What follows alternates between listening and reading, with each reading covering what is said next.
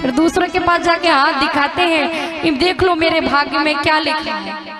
अरे जब कुछ किया ही नहीं तो क्या लिखेगा। कारक बसते लक्ष्मी, लक्ष्मी तुम्हारे हाथ में बसती है। कर मध्य सरस्वती, सरस्वती भी तुम्हारे हाथ में बसती है। अब कर्मू ले तो गोविंदा, वो भी तुम्हारे हाथ में बसते हैं और दिखाते फिरते हो सबको। लक्ष्मी कितने प्रकार की होती है? 3 प्रकार की। पहला लक्ष्मी जो सब कुछ देती है, और दूसरा सरस्वती के रूप में लक्ष्मी। जहाँ विद्या है वहाँ लक्ष्मी आगे पीछे घूमती है, और जहाँ गोविंद है वहाँ लक्ष्मी स्थायी होकर के टिक जाती है। सरस्वती वाली लक्ष्मी कुछ समय टिकती है और वास्तविक लक्ष्मी भी कुछ समय टिकती है, लेकिन गोविंद वाली लक्ष्मी हमेशा स्थिर रहती है। तो क्या करना चाहिए सुबह सुबह उठ करके? क्यों माताओं, अब आप बताओ क्या सुना?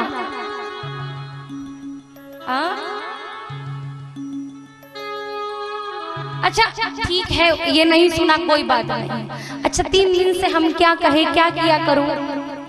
प्रणाम करने लगी है, सही सही बताना। नित्य पूरे पूरे हाथ उठाइए, कौन कौन नित्य अपनी सास को सुबह उठ करके प्रणाम करता है? हाँ, अरे बाप रे। अच्छा, और कितनी बहुएं? अच्छा यहाँ पे सास भी होंगे, बहुएं भी होंगी, और सास की भी सास होंगी। अब तो अच्छा, सास अपनी सास को कितना प्रणाम करती? हाथ उठाओ।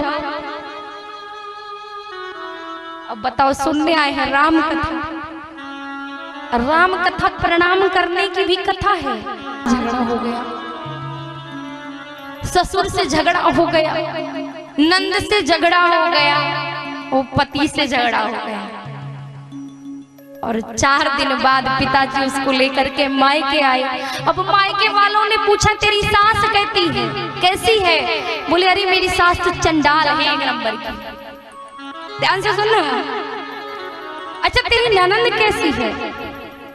अरे वो तो 1 नंबर की चुड़ैल है, इतनी झगड़ालू है कि पूछो ही नहीं। अच्छा ठीक है भैया, सास भी खराब है, नंद भी खराब है, तो तेरा पति कैसा है? अरे तो उसकी तो पूछो ही नहीं, वो तो अपनी माँ का गुलाम है। अरे भैया, समस्या एक जगह हो तो ठीक हो सकती है, समस्या 2 जगह हो तो ठीक हो सकती है। जब समस्या हर जगह, मतलब समस्या खुद में है। पिता समझ गए, पिता जानकार थे।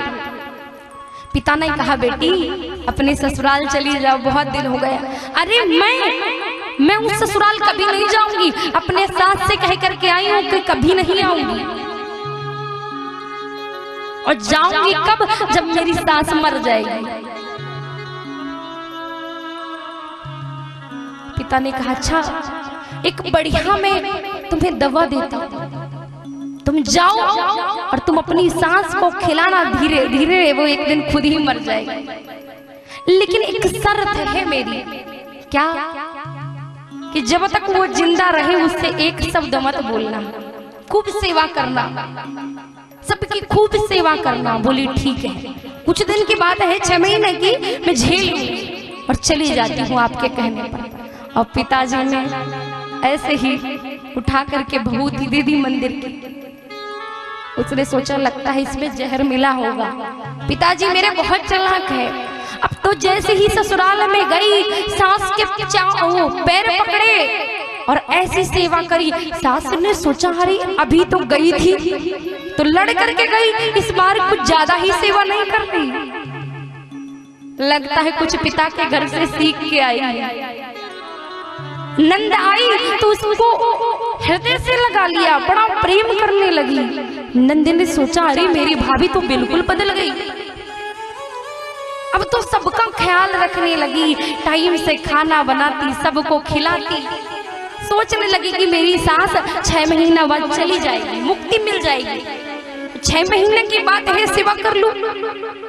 अब धीरे धीरे जब सास ने बहू की सेवा देखी तो सास बहू से प्रेम करने लगी। अरे मैं इसको गलत समझ रही थी, ये हृदय की कितनी अच्छी है। अब सास भी बहू का खूब ध्यान रखने लगी, अरे मेरी बहू तो बहुत अच्छी है, खूब ध्यान रखती, खूब सेवा करती है। धीरे धीरे 6 महीना बीत गया। आज बहू रोने लगी कि मेरी सास आज मर जाएगी, मुझसे इतना प्रेम करती है, दौड़ी दौड़ी से ही तुम्हारे उस समस्या को टालने के लिए बबूती थी। तो कोई कितना भी बुरा हो उसको बदला जा सकता है।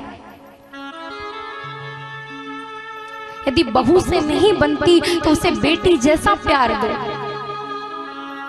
एक ना एक दिन वो बहू भी आपसे माँ जैसा प्रेम करने लगेगी। यदि सास बहुत प्रेम करती, बहू नहीं करती है, तो एक ना एक दिन बहू भी करने लगेगी। और बहू करती है, सास नहीं करती, तो कुछ वक्त दो, धीरे धीरे सास को भी एहसास हो जाएगा। तो अच्छा, अब कितनी लोग माताएं प्रणाम करेंगी अपनी सास को?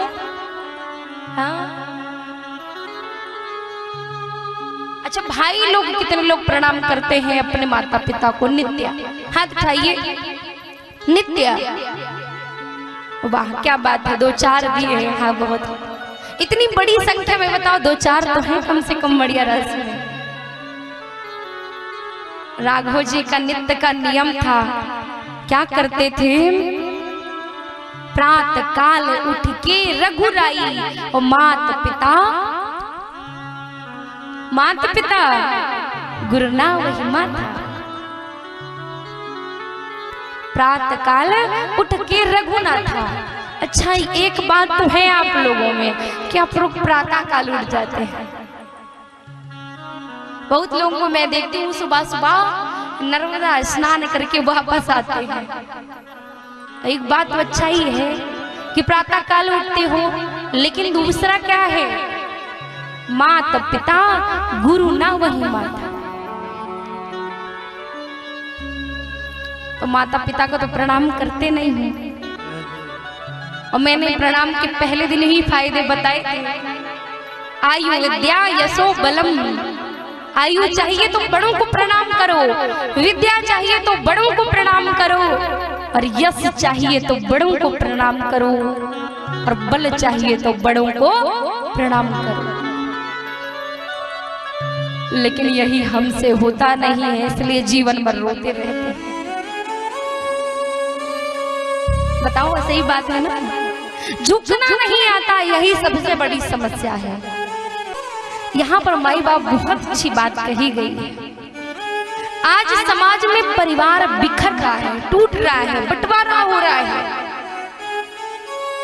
लेकिन राम कथा से सीखो। राघव जी का नित्य का नियम है कि अनुज सखा संग भोजन करें।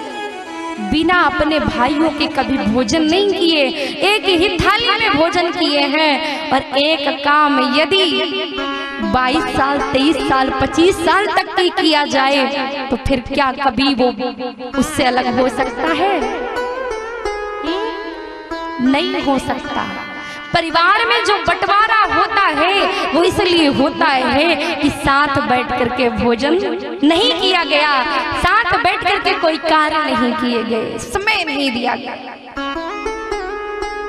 बात सही है कि नहीं? हाँ? बेटा का जब माताएं विवाह करती हैं, कल तक बेटा माता के साथ खाता था और माता ही थाली लेकर के जाती, बहू के साथ खा लेना। अच्छा, बहू के साथ ही खाना है तो फिर माँ के साथ कौन खाएगा? और बाद में माताएं रोती हैं।